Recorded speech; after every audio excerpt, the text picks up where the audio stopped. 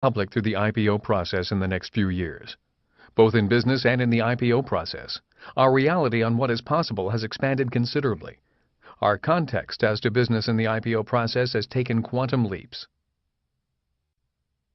A quantum leap in wealth. Most of us have heard of the term a quantum leap. Others may use the term exponential, meaning beyond a linear increase. In other words, 1 plus 1 does not always equal 2. In a quantum leap of wealth, or an exponential increase of money, 1 plus 1 can equal 5, 6, 7, or more. If you work diligently and build a strong house of bricks, I have found that there are often sudden quantum leaps of wealth, quantum leaps that people who follow a 1-to-1 ratio do not seem to have. For example, from 1985 to 1990, life for Kim and me was pretty much a life of financial struggle. Suddenly, between 1990 and 1994, we had a sudden and exponential burst in wealth and financial success. From 1994 to 1998, life again was pretty stable. We worked diligently building assets, more specifically businesses. Then, suddenly in 1999, not only did my books and games begin to take off, many of our other businesses and investments began to catch fire. It seemed like a sudden surge of good fortune, new friends, and new opportunities. Yet in reality, it was the years of working without much results and occasional financial setbacks that was the source of the surge in exponential wealth.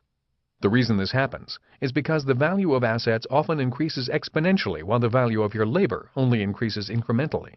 For example, my accountant told me that the value of one of my companies grew to $40 million in the year 2000. That was the price she thought we could sell it for if we wanted to sell it. At the same time, one of my attorneys raised his hourly rate by $25 an hour. That is an example of assets increasing exponentially and income increasing incrementally.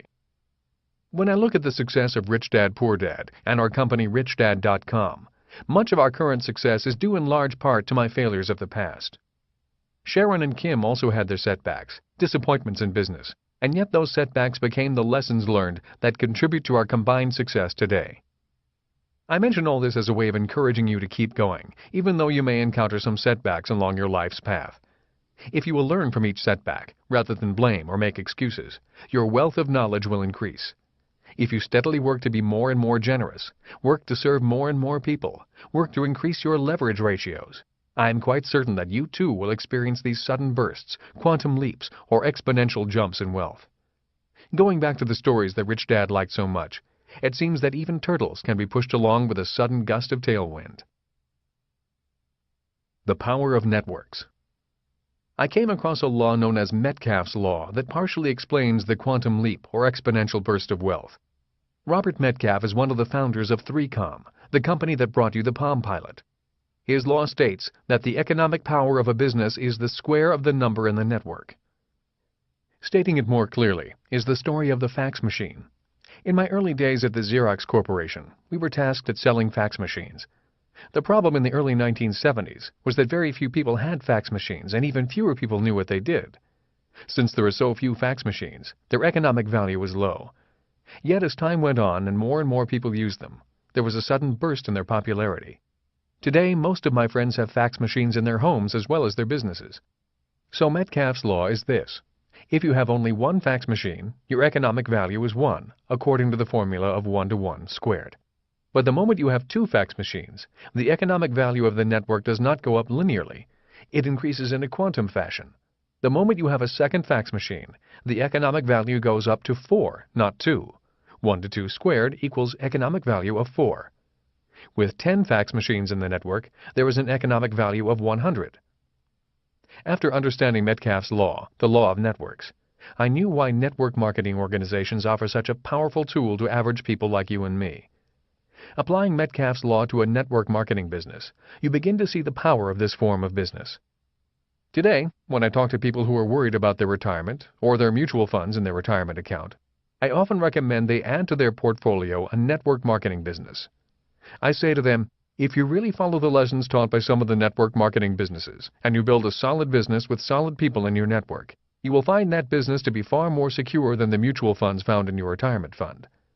If you truly work hard to make those in your network rich, they in turn will make you rich and very secure. The power of monopoly. Rich Dad often said, the formula for great wealth is found in the game of Monopoly. Many of us know this formula, the formula of buying 4 greenhouses and trading them in for 1 red hotel. The formula for wealth found in the game of Monopoly also follows Metcalfe's law. When you look at the comparison of my poor dad's and rich dad's ratio, you may understand why my rich dad's economic power continued to increase and my poor dad's economic power remained the same. With my poor dad, his real estate holdings included just his own home. That ratio of 1 to 1 never changed. But with my rich dad, his economic power included over 450 properties and was always increasing to create a ratio of 1 to 450. In other words, my poor dad's economic power remained at 1. 1 squared is still 1. All he had was his house. In this example, my rich dad's economic power was 450 squared. He controlled over 450 rental units. His economic power was going up exponentially. When you look at my poor dad's ratio of 1 to 1, and then factor in the power that taxes had on his income, earned income, 50%, you can actually see why my poor dad's economic power did not increase, although he worked harder and harder. My rich dad's income was going up, his economic power was going up, and he was paying less and less in taxes. In 1985, Kim and I had a plan to acquire 2 new rental units a year. We began buying our first property in 1989. Once we had 5 units, our economic power was 5 squared, or 25. Not only did our economic power go up, our confidence had also gone up as our experience went up. When we purchased that 12-unit apartment house, our leverage ratio was 1 to 17, and our economic power was 1 to 17 squared, or 289. Others who only had their home and did not purchase investment property during the downturn had their real estate ratio remain 1 to 1, and their economic power remain at 1. For Kim and me, our goal for the year 2005 is to have 1,000 rental units or more in our portfolio. The question is, what is the economic power of 1,000 squared? Metcalfe's law explains why my rich dad was eventually earning more in a year than my poor dad earned all his life. Metcalfe's law also explains why tortoises can beat hares if they continue to acquire assets rather than work for money as many a rabbit often does. Network marketing business. After understanding Metcalfe's law, I knew why network marketing organizations offer such a powerful tool to average people like you and me. But before I get into this further, let's review the cash flow quadrant for a moment and see how network marketing can facilitate movement from employee to investor. As you may remember, the 4 quadrants of the cash flow quadrant are designated in the following way: E, which stands for employee or someone who works for security or benefits. And this is above the S, which stands for self-employed or small business owner. People like doctors, lawyers, or accountants who work for themselves. On the other side of the quadrant, we find the B, which stands for business owners, people who have others work for them. Below that is the I, which stands for investor, people who make money with money. They do not have to work because their money is working for them. Now, how does network marketing fit into the quadrant? Here's an example. A person from the E or S quadrant decides to join a network marketing organization and learns to move to the B quadrant. He or she works for a year or 2, gaining the required education and mindset. But it is not much different than being in the E or S quadrant. It is still 1 to 1 squared, with an economic power of 1. But suddenly, in the 3rd year, this person's context is expanded because they have new content, and all of a sudden they now attract and train 3 strong candidates who also want to build the business. Their leverage ratio is now 1 to 3, with economic power of 9. In 3 years, that is a quantum leap of power. After 5 years, let's say this person now has a network of 10 people. With this change, their leverage ratio is 1 to 10, with economic power of 100. Now let's say this person decides that 10 people are enough, and he or she focuses only on the 10 people in his or her business. After just a few years, let's say the 10 people in his network also have 10 people, 1 to 10 to 10. This means the original person now has 100 people in his network. Then, with his or her excess cash, the person begins to buy apartment houses. Within 5 to 10 years, this individual has not only made the shift from the E and S side of the quadrant, they have jumped their economic power in both the B and I quadrant, something that is hard to do in the E and S quadrant. Suddenly, the person who made the shift is far wealthier, making much more money, and has more economic power than the peers he or she left behind in the E or S quadrant. Imagine it. After 15 years, the numbers could be staggering. That is an oversimplified example of why I recommend some of the network marketing companies. If you truly work hard to make those in your network rich, they in turn will make you rich and very secure.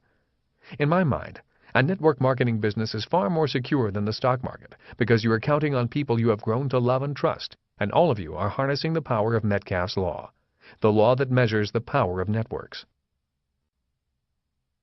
Networks harness the power of generosity. The rich and powerful understand the power of networks. McDonald's is a network of hamburger stands linked throughout the world. General Motors is a network of car dealerships throughout America. Exxon is an oil company with oil fields, tankers, pipelines, and gas stations linked throughout the world. If the rich and powerful use networks, shouldn't you? Safeway is a chain of food stores that distributes food throughout the country. CBS, NBC, ABC, CNN, PBS, CBN are very powerful communication networks. Rich Dad said, if you want to be rich, you must build networks and link your network with other networks. The reason it's easy to become rich through networks is because it's easy to be generous through networks. Networks are people, businesses, or organizations that you are generous with because you support them and they support you. Networks are powerful forms of leverage. If you want to be rich, build a network and network with other networks. Our business plan for RichDad.com is based on networking. Today we network with AOL, Time Warner, Time Life, PBS, publishers in 40 different countries, many church organizations, and several network marketing companies. We work together to make each other stronger and more viable, as well as wealthier. There is a give and take, a sharing of strengths and minimizing of weaknesses that make us all stronger. We have found that through being cooperative and focused on making sure the people we do business with do well financially, we grow exponentially. I have noticed that individuals or businesses that primarily focus only on making themselves rich or taking more than they give do not make good network partners. I have noticed that people who want only to take and are only concerned about themselves often have to work harder and earn less in the long run. Additionally, I have met so many people who form a business by borrowing money or raising capital from friends, family, and other investors. They immediately rent a big office, buy a fancy car, and pay themselves huge salaries from investors' capital rather than from income from the business. Because the investors' capital is mismanaged, and there is still no income, they then try to pay the business, their employees, and specialists as little as possible. In such ventures, it is often the investor that gets stuck with the bill, as was the case with many .com